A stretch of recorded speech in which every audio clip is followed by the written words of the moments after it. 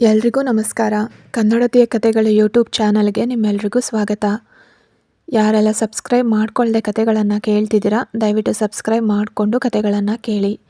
ಇವಾಗ ಮಾಂಗಲ್ಯದಿಂದ ನಂಟಾದರೂ ಕತೆಯ ಮುಂದುವರಿದ ಭಾಗವನ್ನು ಮುಂದುವರಿಸೋಣ. ಸಾರಾ, ಅಗ್ನಿ ಎಲ್ಲಿದ್ದಾನೆ ಅಂತ ಅಗ್ನಿಯನ್ನು ಕಾಣದೆ ವಿಜಯ್ ಸಂಶಯದಿಂದ ಸುತ್ತಲೂ ನೋಡ್ತಾ ಕೇಳ್ದ. ಈಗ ಇಲ್ಲೇ ಇದ್ರು, ಎಲ್ಲಿಗೆ ಹೋದ್ರೂ ಗೊತ್ತಿಲ್ಲ ಅಂತ ಸಾರಾ ಕೂಡ ಸುತ್ತಲೂ ನೋಡ್ತಲೇ ಉತ್ತರಿಸಿದ್ಲು. ಶ್ವೇತಾ ಕೂಡ ಕಾಣಿಸ್ತಿಲ್ವಲ್ಲ ಅಂತ ಶ್ವೇತಾಳನ್ನ ಅಲ್ಲಿ ಕಾಣದೆ ಸಾರಾ ಸಂಶಯದಿಂದ ವಿಜಯ್ಗೆ ಕೇಳಿದ್ಲು.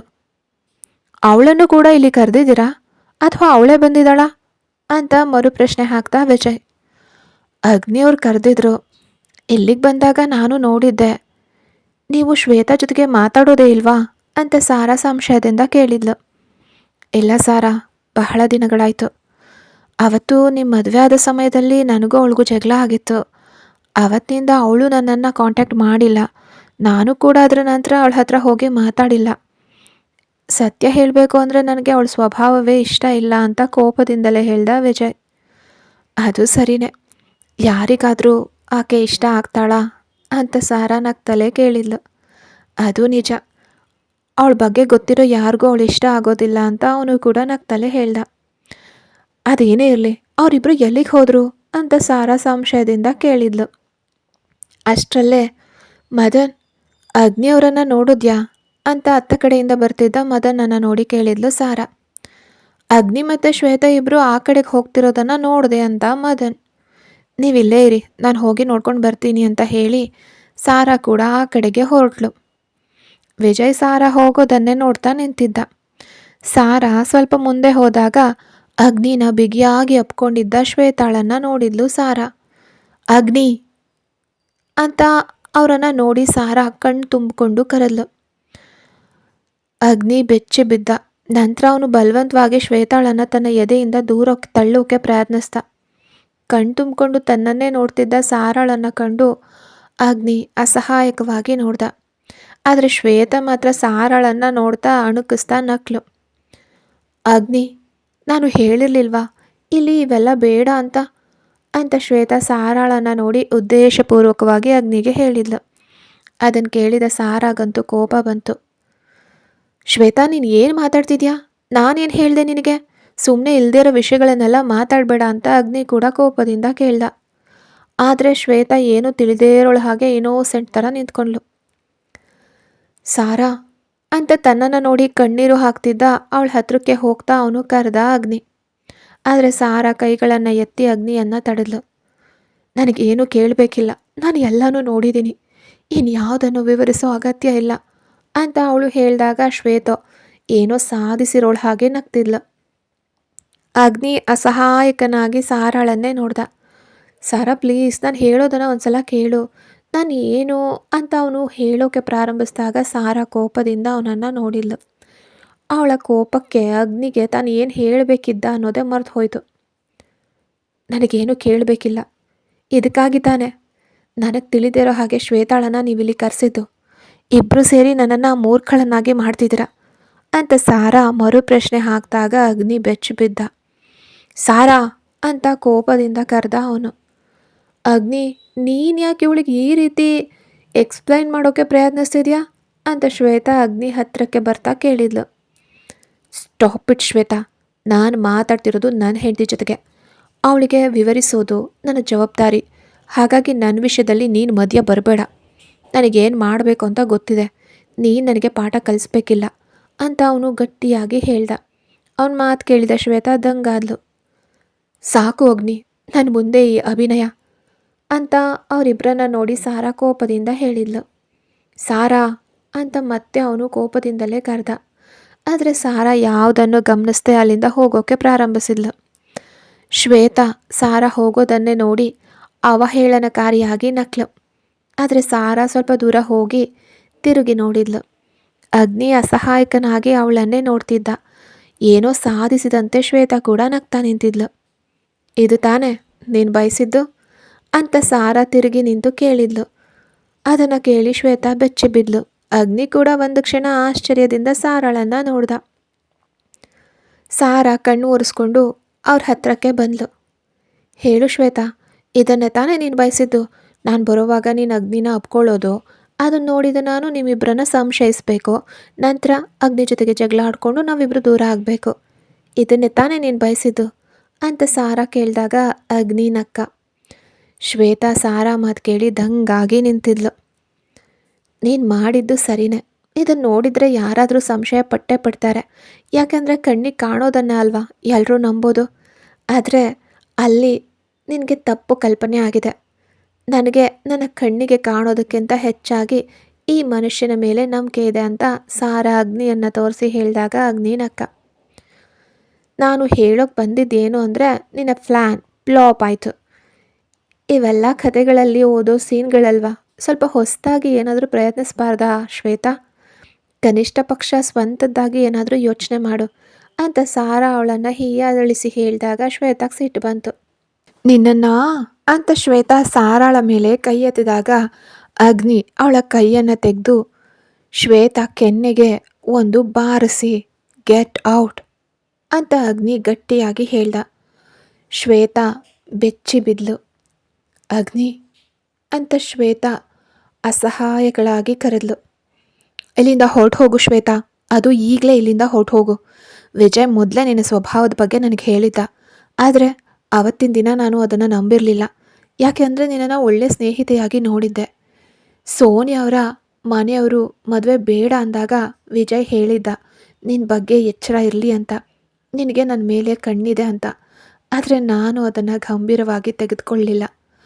ಯಾಕೆಂದರೆ ಅವನ ಮೇಲೆ ನಂಬಿಕೆ ಇರೋದಕ್ಕಿಂತ ಹೆಚ್ಚು ನಿನ್ನ ಮೇಲೆ ನಂಬಿಕೆ ಇತ್ತು ನನಗೆ. ಆದರೆ ಈಗ ನೀನು ಆಡಿದ ಈ ಕೀಳು ಮಟ್ಟದ ನಾಟಕ ಇದೆಯಲ್ಲ, ಅದರಿಂದ ನನಗೆ ಅರ್ಥ ಆಯಿತು ವಿಜಯ್ ಹೇಳಿದ್ದೆ ಸತ್ಯ ಅಂತ. ನೀನು ನನಗೂ ಸೋನಿಗೂ ಮಧ್ಯೆ ಆಟ ಆಡಿದ್ಯಾ ಅಂತ ನನಗೆ ಗೊತ್ತಿಲ್ಲ. ಒಂದು ವೇಳೆ ಆಡಿದರೆ ಅವತ್ತು ನೀನು ನನಗೆ ದೊಡ್ಡ ಉಪಕಾರವನ್ನೇ ಮಾಡಿದ್ದೆ. ಆ ಮದುವೆ ಮುರಿದು ಬೀಳ್ದಿದ್ರೆ ನನಗೆ ಸಾರ ಸಿಗ್ತಿರ್ಲಿಲ್ಲ. ಅದಕ್ಕಾಗಿ ನನಗೆ ನಿನ್ನ ಮೇಲೆ ಬಹಳ ಕೃತಜ್ಞತೆ ಇದೆ ಅಂತ ಅವನು ಸಾರಾಳನ್ನು ಹತ್ತಿರಕ್ಕೆ ಸೆಳ್ಕೊಂಡು ಹೇಳಿದಾಗ ಅವಳು ನಗ್ತಾ ಅವನನ್ನೇ ನೋಡಿದ್ಲು. ಆದರೆ ಶ್ವೇತಾ ಕೋಪದಿಂದ ಅವರಿಬ್ಬರನ್ನೇ ನೋಡ್ತಿದ್ಲು. ನಿನ್ನ ಇಂತಹ ಕೀಳು ಆಟಗಳು ಇವಳ ಮೇಲೆ ನಡೆಯೋದಿಲ್ಲ. ಯಾಕೆಂದರೆ ನೀನು ಕಂಡಂತಹ ಹುಡುಗಿಯಲ್ಲ ಇವಳು. ಇವೆಲ್ಲವನ್ನ ನೋಡಿ ಕಣ್ಣೀರು ಹಾಕೋ ಪಾಪದ ಹುಡುಗಿಯರು ಮಾತ್ರ ನಿನಗೊತ್ತು. ಆದರೆ ಸಾರಾ ಹಾಗಲ್ಲ, ನನ್ನ ಧೈರ್ಯವಂತೆ ಹುಡುಗಿ ಇವಳು ಅಂತ ಅಗ್ನಿ ಹೇಳಿದಾಗ ಶ್ವೇತಾಗೆ ಆಶ್ಚರ್ಯವಾಯಿತು. ಅವನ ಬಾಯಿಂದ ಬಂದ ಪ್ರತಿಯೊಂದು ಮಾತು ಅಷ್ಟು ಆತ್ಮೀಯತೆಯಿಂದ ಇತ್ತು. ಅಗ್ನಿ ನಾನು ಅಂತ ಕೊನೆ ಪ್ರಯತ್ನ ಅನ್ನುವಂತೆ ಶ್ವೇತಾ ಹೇಳೋಕೆ ಬಂದಾಗ ಅವನು ತನ್ನ ಕೈ ಎತ್ತಿ ಅವಳನ್ನು ತಡೆದ. ಈಗಲೇ ಇಲ್ಲಿಂದ ಹೊರಟು ಹೋಗು, ಇಲ್ಲಾಂದರೆ ಮತ್ತೊಮ್ಮೆ ನೀನು ನನ್ನ ಕೋಪವನ್ನು ಎದುರಿಸ್ಬೇಕಾಗತ್ತೆ ಅಂತ ಅಗ್ನಿ ಗಟ್ಟಿಯಾಗಿ ಹೇಳಿದಾಗ ಶ್ವೇತಾ ಬೆಚ್ಚಿ ಬಿದ್ಲು. ನಿಂಗೆ ನಾಚಿಕೆ ಇಲ್ವಾ ಮದುವೆ ಆದವನ ಹಿಂದೆ ಅಲಿಯೋಕ್ಕೆ? ಬೇರೆ ಗಂಡಸರು ಯಾರೂ ಸಿಗಲಿಲ್ವಾ ಅಂತ ಸಾರಾ ಹೀಯಾಳಿಸಿ ಕೇಳಿದಾಗ ಶ್ವೇತಾ ಕೋಪದಿಂದ ಸಾರಾಳನ್ನು ನೋಡಿದ್ಲು. ನೀನು ಮಾಡೋದೆಲ್ಲ ಸರಿಯಾ ಅಂತ ನೀನೇ ಒಮ್ಮೆ ಯೋಚಿಸು. ಈ ಪ್ರೀತಿ ಪ್ರೇಮ ಅನ್ನೋದು ತಾನಾಗಿಯೇ ಬರುವಂಥದ್ದು. ಅದನ್ನು ಒಬ್ಬರಿಂದ ಕಿತ್ಕೊಂಡ್ರೆ ಏನು ಸಿಗುತ್ತೆ? ಹಾಗೆ ಬರೋ ಪ್ರೀತಿಗೆ ಏನು ಬೆಲೆ ಇದೆ? ಸಿಗದ ಪ್ರೀತಿ ಹಿಂದೆ ಅಲಿಯೋ ಬದಲು ಸಿಗೋ ಪ್ರೀತಿ ಕಡೆಗೆ ಗಮನ ಹರಿಸ್ಬಾರ್ದ ಅಂತ ಸಾರಾ ಹೇಳಿದಾಗ ಶ್ವೇತಾಳ ಕಣ್ಣು ತುಂಬಿ ಬಂದಿತ್ತು. ನಿಜಕ್ಕೂ ಅವಮಾನಿತಳಾದ್ಲು ಶ್ವೇತಾ. ಅವಳು ಏನೂ ಮಾತಾಡದೆ ಅಲ್ಲಿಂದ ಹೋಗೋಕ್ಕೆ ಪ್ರಯತ್ನಿಸಿದಾಗ ಅವಳ ಕೈಯನ್ನು ಯಾರೋ ಹಿಡಿದ್ರು. ಕಣ್ಣೀರು ಹಾಕ್ತಲೇ ಮೇಲೆ ನೋಡಿದಾಗ ಅದು ವಿಜಯ್ ಆಗಿದ್ದ. ನೀನು ಬಂದಿದ್ಯಾ ಅಂತ ತಿಳಿಯುವಾಗಲೇ ನನಗನ್ಸಿತ್ತು ನೀನೇನಾದರೂ ಇಲ್ಲಿ ಗಲಾಟೆ ಮಾಡ್ತೀಯಾ ಅಂತ. ನಿನಗೆ ಒಂದು ಕೊಡಬೇಕು ಅನ್ನಿಸ್ತಿದೆ, ಆದರೆ ಮತ್ತೊಮ್ಮೆ ನೀನು ಅದನ್ನು ತಡ್ಕೊಳಕ್ಕಾಗಲ್ಲ. ಅದಕ್ಕೋಸ್ಕರ ನಾನು ಕೈ ಎತ್ತುತ್ತಿಲ್ಲ. ಸಂಜೆ ನಾನು ಫ್ಲ್ಯಾಟಿಗೆ ಬರ್ತೀನಿ, ನಿನ್ನ ಜೊತೆಗೆ ಮಾತಾಡಬೇಕು ಅಂತ ವಿಜಯ್ ಕೈ ಬಿಟ್ಟಾಗ ಶ್ವೇತಾ ಯಾರನ್ನು ನೋಡಿದೆ ಅಲ್ಲಿಂದ ಹೊರಟು ಹೋದ್ಲು. ನಂಗೆ ತುಂಬ ಸಂತೋಷ ಆಗ್ತಿದೆ ಅಗ್ನಿ. ನಿಜಕ್ಕೂ ನೀವು ಪರ್ಫೆಕ್ಟ್ ಮ್ಯಾಚ್. ಸೋನಿ ನಿನಗೆ ಸಿಗಲಿಲ್ಲ ಅಂತ ನಾನು ಬಹಳ ಬೇಸರ ಮಾಡ್ಕೊಂಡಿದ್ದೆ. ಆದರೆ ಅವಳಿಗಿಂತ ಒಳ್ಳೆ ಹುಡುಗಿ ಇನ್ನು ನಿನಗೆ ಸಿಗ್ತಾಳ ಅನ್ನೋ ಸಂಶಯವೂ ಇತ್ತು. ಆದರೆ ಇವತ್ತು ಅದಕ್ಕೆಲ್ಲ ನನಗೆ ಉತ್ತರ ಸಿಕ್ತು. ಅವಳಿಗಿಂತ ಅರ್ಹತೆ ಸಾರಾಗಿದೆ ನಿನ್ನ ಹೆಂಡತಿ ಆಗೋಕೆ. ನೀನನ್ನು ಇಷ್ಟೊಂದು ಚೆನ್ನಾಗಿ ಅರ್ಥ ಮಾಡ್ಕೊಳ್ಳೋ ಹುಡುಗಿ ಮತ್ತೆ ಸಿಗೋದಿಲ್ಲ. ಒಂದು ವೇಳೆ ಇವಳ ಸ್ಥಾನದಲ್ಲಿ ಸೋನಿ ಇದ್ದಿದ್ದರೆ ಇವಾಗ ನಿಮ್ಮಿಬ್ಬರ ನಡುವೆ ದೊಡ್ಡ ಜಗಳನೇ ಆಗ್ತಿತ್ತು. ಆದರೆ ಅಗ್ನಿ ಅಲ್ಲಿಯೂ ನಿನ್ನನ್ನು ಗೆಲ್ಲಿಸ್ಬಿಟ್ಲು ಇವಳು. ಅಷ್ಟು ವಿವೇಕ ಮತ್ತು ಬುದ್ಧಿ ಇರೋಳು ಇವಳು.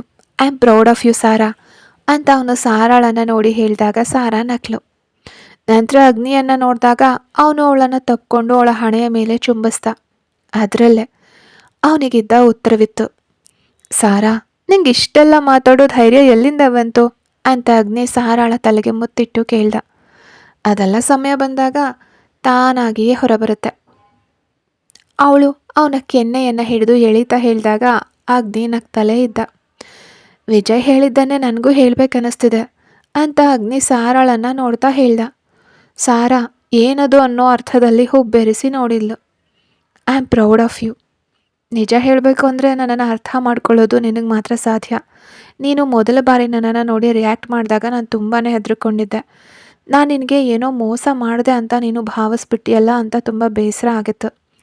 ನಾನು ಆರಂಭದಲ್ಲಿ ನಿನ್ನ ಜೊತೆಗೆ ನಡ್ಕೊಂಡ ರೀತಿ ನೋಡಿದ್ರೆ ಯಾವುದೇ ಹುಡುಗಿ ಆದರೂ ಹಾಗೆ ಅಂದ್ಕೊಳ್ತಿದ್ರು ಅಂತ ಅವನು ಅವಳ ಮುಖವನ್ನು ತನ್ನ ಕೈಗಳ ಮಧ್ಯೆ ಹಿಡ್ಕೊಂಡು ಹೇಳಿದಾಗ ಅವಳು ಮುಗುಳ್ನಕ್ಳು.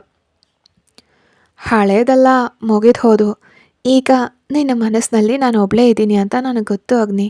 ಹಾಗಿದ್ಮೇಲೂ ನಾನು ಹೇಗೆ ಅಗ್ನಿಯನ್ನು ತಪ್ಪು ತಿಳ್ಕೊಳ್ಳಿ ಅಂತ ಸಾರಾ ಅವನನ್ನು ನೋಡಿ ನಗ್ತಾ ಹೇಳಿದಾಗ ಅವನು ಅವಳ ಹಣೆಯ ಮೇಲೆ ಮುತ್ತಿಟ್ಟ. ಬಾ, ಅಲ್ಲಿ ಎಲ್ಲರೂ ನಮಗೋಸ್ಕರ ಕಾಯ್ತಿರಬಹುದು, ಹೋಗಿ ಊಟ ಮಾಡೋಣ ಅಂತ ಅಗ್ನಿ ಹೇಳಿದಾಗ ಸಾರಾ ಸರಿ ಅಂತ ತಲೆ ಅಲ್ಗಾರಿಸಿದ್ಲು. ಅವನು ಅವಳ ಕೈ ಹಿಡ್ಕೊಂಡು ಅತ್ತ ಕಡೆಗೆ ನಡೆದ ಅಗ್ನಿ.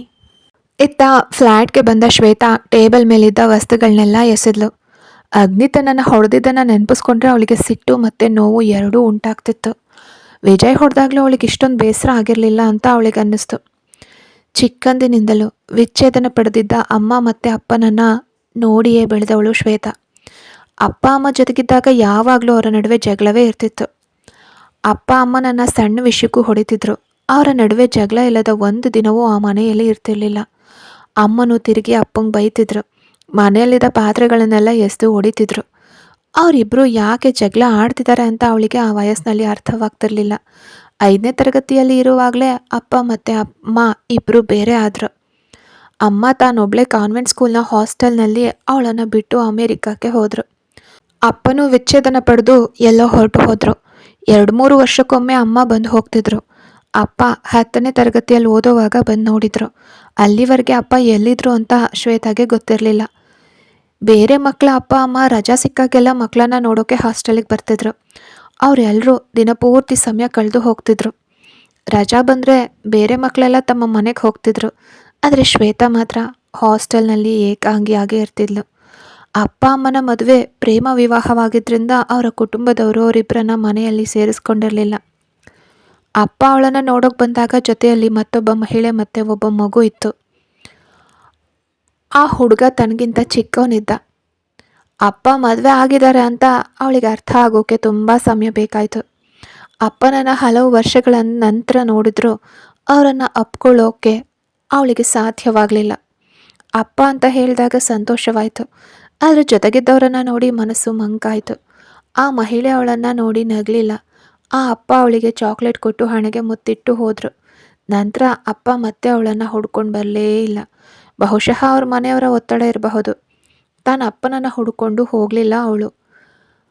ಅವರ ಹೊಸ ಜೀವನದಲ್ಲಿ ತಾನು ಯಾಕೆ ಹೋಗಬೇಕು, ಅವರಿಗೆ ತನ್ನ ನೆನಪಿದ್ರೆ ಅವರೇ ಬರ್ತಿದ್ರಲ್ವಾ ಅಂತ. ಇನ್ನು ಅವಳ ಅಮ್ಮನ ವಿಷಯಕ್ಕೆ ಬಂದರೆ ಆರಂಭದಲ್ಲಿ ಅಮ್ಮ ಒಂಟಿಯಾಗೆ ಬರ್ತಿದ್ರು. ಅಮ್ಮ ಬಂದಾಗ ತುಂಬ ಸ್ವೀಟ್ಸ್ ಮತ್ತು ಆಟಿಕೆಗಳನ್ನು ತರ್ತಿದ್ರು. ಅಮ್ಮ ಯಾವಾಗ ಬರ್ತಾರೋ ಅಂತ ಕಾಯ್ತಿದ್ದ ದಿನಗಳವು. PUC ಮುಗಿಯೋವರೆಗೆ ಅದೇ ಕಾನ್ವೆಂಟಲ್ಲಿ ಇದ್ಲು ಶ್ವೇತಾ. ಅಲ್ಲಿನ ಕಠಿಣ ನಿಯಮಗಳಲ್ಲಿ ಬೆಳೆದವಳಾದ್ರಿಂದ ಆಚೆ ಬಂದಾಗ ಎಲ್ಲದಕ್ಕೂ ಅತಿಯಾದ ಸ್ವಾತಂತ್ರ್ಯ ಸಿಕ್ಕಿತ್ತು. ಎಲ್ಲಿಗೆ ಬೇಕಾದರೂ ಹೋಗಬಹುದು, ಏನು ಬೇಕಾದರೂ ಮಾಡಬಹುದು ಅನ್ನೋಂತಾಯಿತು. ಅದನ್ನು ಅವಳು ತಪ್ಪು ದಾರಿಯಲ್ಲಿ ಬಳಸ್ಕೊಂಡಿದ್ದು ಇದೆ.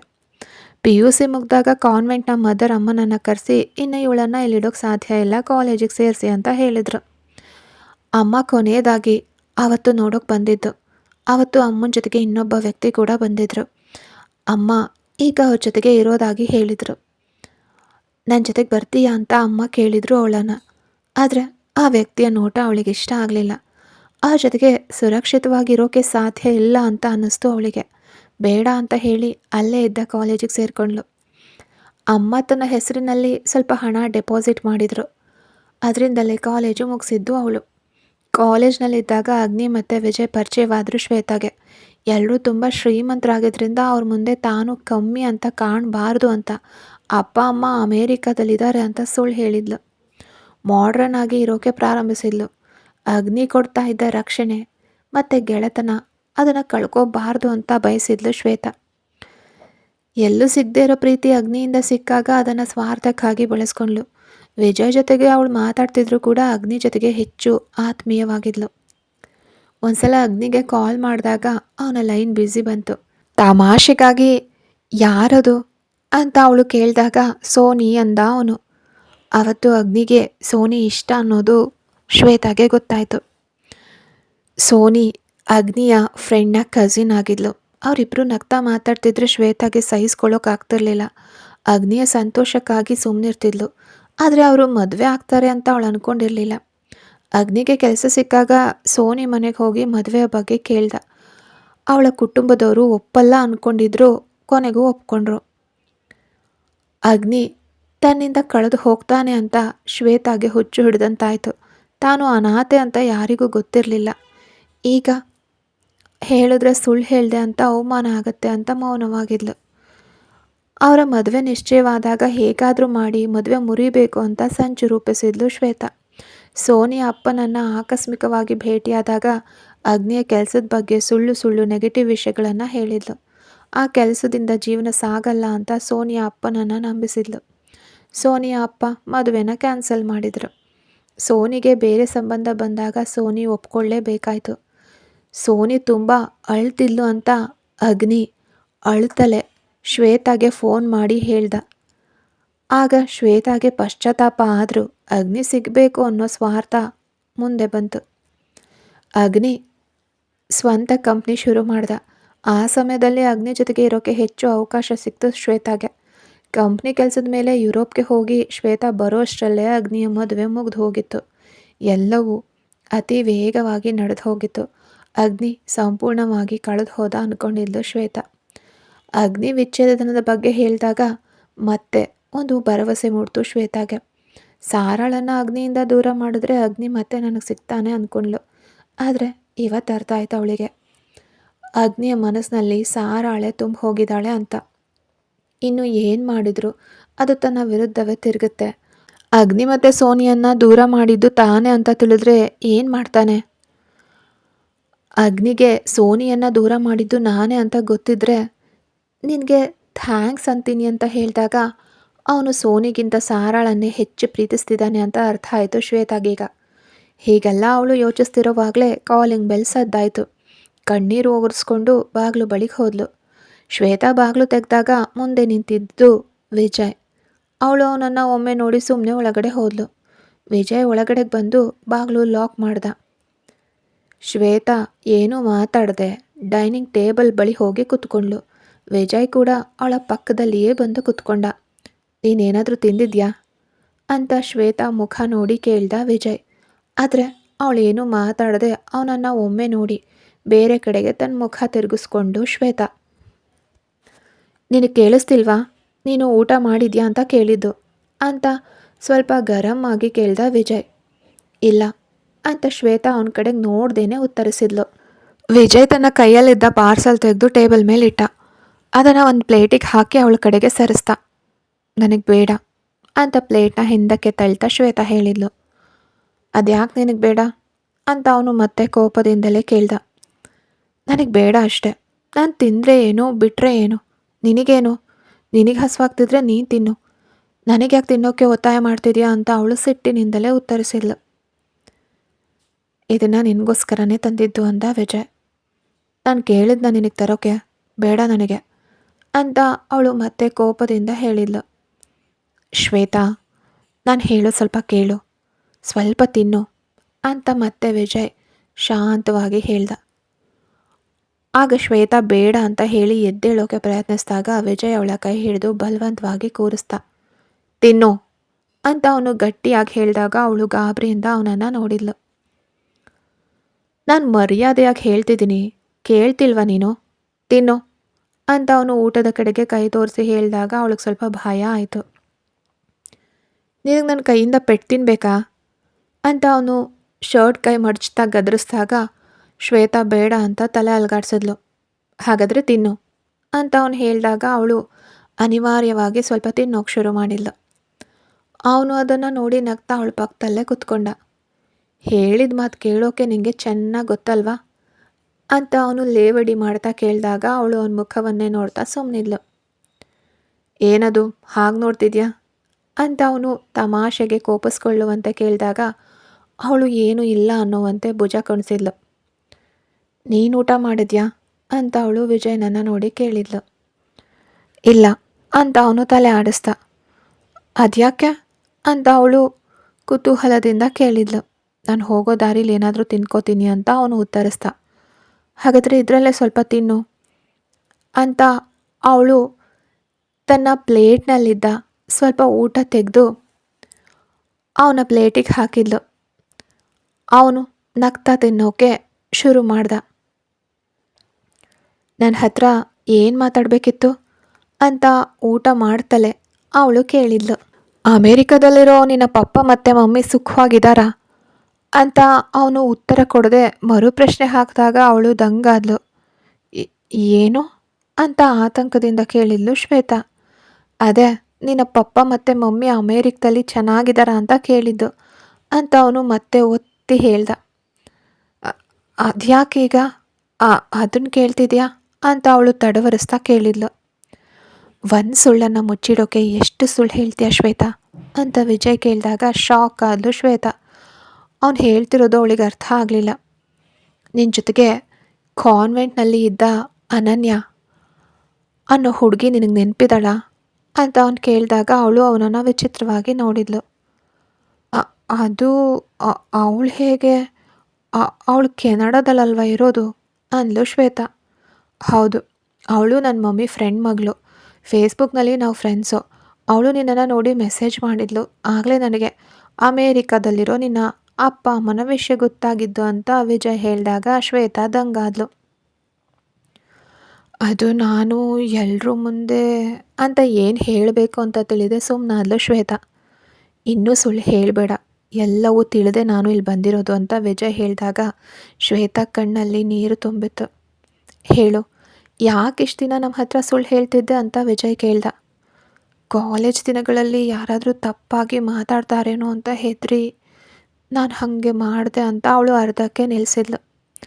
ಅಪ್ಪ ಅಮ್ಮ ಡಿವೋರ್ಸ್ ಪಡೆದಿದ್ದಾರೆ ಅಂತ ಹೇಳೋದ್ರಲ್ಲಿ ಏನು ತಪ್ಪು? ಅವ್ರಿಗೆ ಒಟ್ಟಿಗೆ ಇರೋಕ್ಕೆ ಸಾಧ್ಯ ಆಗಲಿಲ್ಲ ಅಷ್ಟೆ. ಅದಕ್ಕೋಸ್ಕರ ನಿನ್ನನ್ನು ಯಾರೂ ಕೀಳಾಗಿ ಕಾಣೋದಿಲ್ಲ ಅಂತ ಹೇಳ್ದ ವಿಜಯ್.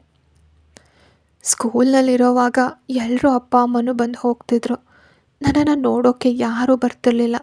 ರಜಾ ದಿನಗಳಲ್ಲಿ ಎಲ್ಲರೂ ಮನೆಗೆ ಹೋಗ್ತಿದ್ರೆ ನಾನು ಆ ಹಾಸ್ಟೆಲ್ ರೂಮ್ನಲ್ಲಿ ಒಬ್ಬಳೇ ಇರ್ತಿದ್ದೆ ಅಂತ ಅಳ್ತಾ ಹೇಳಿದ್ಲು ಶ್ವೇತಾ. ವಿಜಯ್ ಅವಳ ಕೈ ಹಿಡ್ಕೊಂಡ. ನನಗೆ ಯಾರೂ ಇಲ್ಲ. ಅಪ್ಪ ಅಮ್ಮಂಗೆ ಅವ್ರ ಜೀವನವೇ ಮುಖ್ಯವಾಗಿತ್ತು. ಯಾವುದೋ ಪರಿಸ್ಥಿತಿಯಲ್ಲಿ ಮಿಸ್ ಆಗಿ ಹುಟ್ಟಿದವಳಾದ್ರಿಂದಲೇ ಅವರು ನನ್ನನ್ನು ಹೀಗೆ ಬಿಟ್ಟು ಹೋಗಿದ್ದು ಅಂತ ಶ್ವೇತಾ ಕಣ್ಣೀರು ಹಾಕ್ತಲೇ ಕೇಳಿದ್ಲು. ಶ್ವೇತಾ ಅಂತ ವಿಜಯ್ ಅವಳ ಕೈ ಹಿಡ್ಕೊಂಡು ಕರೆದ. ಅಗ್ನಿ ನನ್ನ ಮೇಲೆ ಪ್ರೀತಿ ತೋರಿಸ್ದಾಗ, ನನ್ನನ್ನು ರಕ್ಷಿಸಿದಾಗ ನಾನು ಅವನನ್ನು ತುಂಬ ಇಷ್ಟಪಟ್ಟೆ. ಅವನನ್ನು ಪಡ್ಕೋಬೇಕು ಅನ್ನೋ ಸ್ವಾರ್ಥದಿಂದಲೇ ಅಗ್ನಿ ಮತ್ತು ಸೋನಿಯನ್ನು ದೂರ ಮಾಡಿದೆ. ಅವನು ಸೋನಿಯನ್ನು ಪ್ರೀತಿಸೋದನ್ನು ನೋಡಿದಾಗ ನನಗೆ ಸಹಿಸ್ಕೊಳ್ಳೋಕೆ ಆಗಲಿಲ್ಲ ಅಂತ ಅಳ್ತಾ ಒಪ್ಕೊಂಡ್ಳು. ನಾನಿಲ್ಲಿ ಎಷ್ಟು ವರ್ಷ ಒಂಟಿಯಾಗಿದ್ದೀನಿ ಗೊತ್ತಾ? ಪಕ್ಕದ ಮನೆಯವರು ನನ್ನನ್ನು ನೋಡೋ ದೃಷ್ಟಿ ನನಗೆ ಭಯ ತರುತ್ತೆ. ಅದಕ್ಕೆ ಎಲ್ಲರೂ ಮುಂದೆ ಧೈರ್ಯವಂತಳಾಗಿ ನಟಿಸ್ತೀನಿ. ರಾತ್ರಿ ಲೈಟ್ ಆನ್ ಮಾಡಿನೇ ಮಲಗೋದು. ಒಬ್ಬಳೇ ಇರೋಕ್ಕೆ ತುಂಬ ಭಯ ಎಂದ ಅವಳ ಕಣ್ಣೀರು ನಿಲ್ತಿರಲಿಲ್ಲ. ನಾನು ನಾಡಿದ್ದು ಯುರೋಪ್ಗೆ ಹೋಗ್ತಿದ್ದೀನಿ. ಇನ್ನೆಂದಿಗೂ ಈ ಊರಿಗೆ ಬರೋದಿಲ್ಲ ಅಂತ ಶ್ವೇತಾ ಹೇಳಿದಾಗ ವಿಜಯ ಆಶ್ಚರ್ಯದಿಂದ ಅವಳನ್ನು ನೋಡ್ದ. ಕಂಪ್ನಿಯಿಂದ ಅಲ್ಲಿಗೆ ಹೋಗೋಕ್ಕೆ ಅವಕಾಶ ಇತ್ತು. ಆದರೆ ಇಲ್ಲಿಂದ ಹೋಗೋಕ್ಕೆ ಮನಸ್ಸಿಲ್ಲದೆ ಬೇಡ ಅಂದಿದ್ದೆ. ಆದರೆ ಈಗ ಅಲ್ಲಿ ಹೋಗೋದು ಸರಿ ಅಂತ ಅನ್ನಿಸ್ತಿದೆ ಅಂತ ಹೇಳಿದ್ಲು ಶ್ವೇತಾ. ನಾನೊಂದು ವಿಷಯ ಕೇಳಿದ್ರೆ ನಿಂಗೆ ಸಿಟ್ಟು ಬರುತ್ತಾ ಅಂದ ವಿಜಯ್. ಏನು ಅಂತ ಕೇಳಿದ್ಲು ಶ್ವೇತಾ. ಬಹಳ ಸ್ಪಷ್ಟವಾಗಿ ಹೇಳ್ತೀನಿ ಕೇಳಿಸ್ಕೊ. ನಾನು ನಿನ್ನನ್ನು ಮದುವೆ ಆಗಬೇಕು ಅಂದ್ಕೊಂಡಿದ್ದೀನಿ ಅಂತ ವಿಜಯ್ ಕೇಳಿದಾಗ ಶ್ವೇತಾ ಆಶ್ಚರ್ಯದಿಂದ ನೋಡಿದ್ಲು. ಏನು ಅಂತ ಅಚ್ಚರಿಯಿಂದ ಕೇಳಿದ್ಲು. ನಿನಗೆ ಬೇಕಾದ ಪ್ರೀತಿ, ಕೇರಿಂಗ್ ಎಲ್ಲನೂ ನಾನು ಕೊಡ್ತೀನಿ. ನೀನು ಇಲ್ಲಿವರೆಗೆ ಮಾಡಿದ ತಪ್ಪುಗಳನ್ನು ನಾನು ಕ್ಷಮಿಸ್ತೀನಿ. ನನ್ನವಳಾಗಿ ನನ್ನ ಮನೆಗೆ ಬರ್ತೀಯಾ ಅಂತ ಅವನು ಅವಳ ಕಣ್ಣನ್ನು ನೋಡಿ ಕೇಳಿದಾಗ ಅವಳ ಕಣ್ಣುಗಳು ತುಂಬಿ ಬಂದಿದ್ವು. ಈಗಲೇ ಉತ್ತರ ಹೇಳಬೇಕು ಅಂತ ಏನೂ ಇಲ್ಲ. ಚೆನ್ನಾಗಿ ಯೋಚನೆ ಮಾಡಿ ನಿರ್ಧಾರ ಮಾಡು. ನನ್ನ ಈ ಪ್ರೀತಿ ನಿನ್ನ ಕತೆ ಕೇಳಿ ಬಂದಿದ್ದಲ್ಲ.